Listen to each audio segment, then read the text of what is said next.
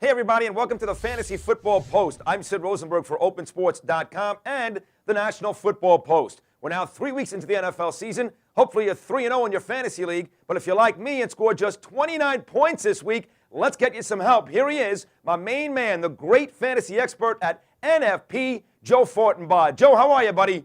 I'm doing very well, Sid. How are you? Not so good. My team sucked last week. I mean, it was an all-time low. 29 points, Joe. How about that? 29? What happened, Sid? I don't know. Frank Gore got hurt and Drew Brees had a very modest day, but let's get right to this here. First things first, we had some injuries here in Week 3, Joe. I just mentioned Frank Gore, Kevin Smith, Chad Pennington. Who might be out there on the waiver wire for fantasy owners to grab to replace some of these injured players? Well, it looks like right now Frank Gore from the San Francisco 49ers is going to be out for about 3 weeks. He has a combination foot and heel injury. What owners would like to do is look directly to his backup, Glenn Coffey, the rookie out of Alabama. Had 56 yards rushing this weekend against Minnesota, which, while not very impressive, came against a very difficult Minnesota front four. So 56 yards isn't bad. Kevin Smith, the verdict's still out on him. He's got a shoulder injury. He left in the third quarter. Look to his backup, Maurice Morris, the former Seattle Seahawk, to step in. Right now, you're at a situation where in most leagues, all starting running backs are gone. So anytime a starter does go down, you want to look to the backup. So I'd say Morris, Frank Gore, and also Correll Buckhalter from the Denver Broncos. Yeah, he's played well, Correll Buckhalter. There's a slew of high draft choices, Joe, who have not come close to justifying their selection. We talked about Matt Forte and Steve Slayton last week. They haven't gotten any better either, but there's also some receivers who haven't done squat. T.O., Eddie Royal, Braylon Edwards. What are fantasy owners to do if any of these guys, if they can't step it up? Well, right now it's a tough situation for all three. Owens is the type of guy that unless you have a much better option in your lineup, you can want to continue to start him. Dick Duran said last night that the Buffalo Bills are going to take more vertical shots down the field. They know that they need to get Owens as well as wide receiver Lee Evans involved. I would expect Buffalo to try to right the ship and get things going. As far as Braylon Edwards is concerned, quarterback situation in Cleveland is a mess right now. Obviously, Derek Anderson didn't do very well in relief for Brady Quinn. He threw 3 interceptions. But the good news for Braylon Edwards owners is it's going to be garbage time numbers in Cleveland this year. They're going to trail a lot in games. They're going to need to continue to throw the football. Edwards' numbers this season have been not great, but modest. He's someone that's a situational start. As far as Eddie Royal, you want to consider moving him to the bench. Denver just isn't throwing the ball as much this year. Royal has less than 10 receptions on the year through 3 weeks. He's not being targeted as much. Owners want to only consider him if he starts to pick it up down the stretch. But with Brandon Marshall emerging now in Denver, it might be tough for Royal to get things going. Joe, in Buffalo, Fred Jackson is 4th in the league in rushing, but Marshawn Lynch on his way back from suspension this Sunday against the Dolphins. Is it already time to get Lynch back in your starting lineup? I'd have to say no at this point, Sid.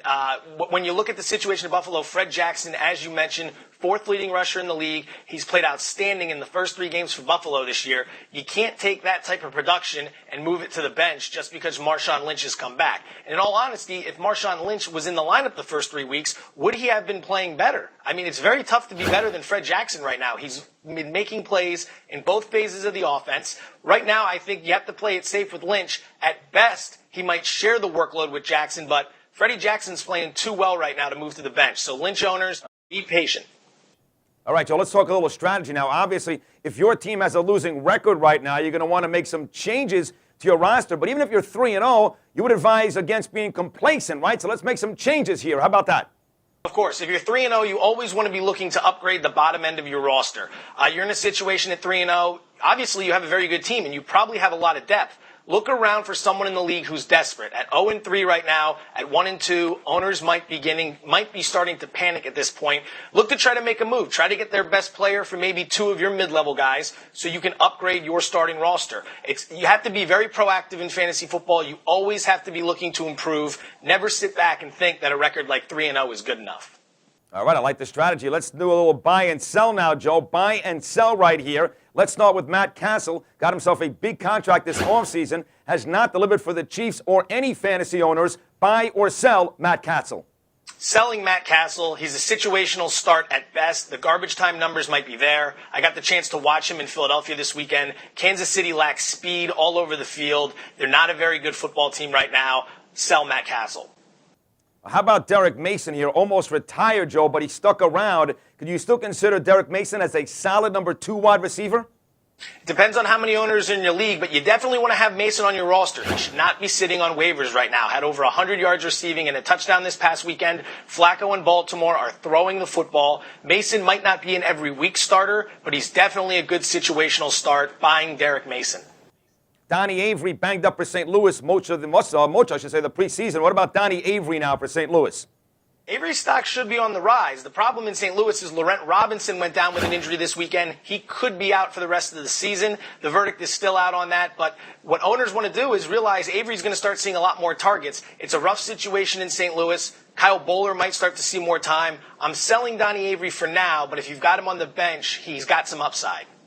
Darren McFadden, Jamarcus Russell has been brutal in Oakland with the Raiders. What about Darren McFadden? Sell everyone on Oakland. Absolutely everyone. The offense has no consistency whatsoever. They can't throw the ball. They're struggling to run the football right now. You cannot rely on these guys to come into the lineup. That's not to say McFadden won't make plays this season, but it's been tough going so far because Oakland cannot generate a passing game. Sell Darren McFadden. Lastly, in Denver, the tandem of Correll Buckhalter and the rookie Noshan Marino out of Georgia. What about those two?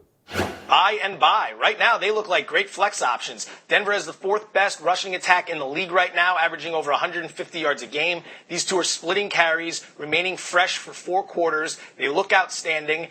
Buckhalter's averaging right around 10 fantasy points a game. Marino's just over 8 in standard scoring systems. These two are buys. They're great flex options. Yes, they've got the Steelers and the Ravens coming up in weeks 8 and 9, but this is a situation where these two are going to continue to make plays behind one of the best offensive lines in football. Buy both of them. Joe, as always, great work, great information. Thank you so much, bro. My pleasure, Sid. I'll talk to you soon. Yes, we will talk again on Thursday for more fantasy coverage right here on the Fantasy Football Post. For Joe Fortenbaugh, of course, you can follow him at Joe Fortenbaugh on Twitter for more great fantasy updates. I'm Sid Rosenberg. As always, we'll see you Thursday. Enjoy the football.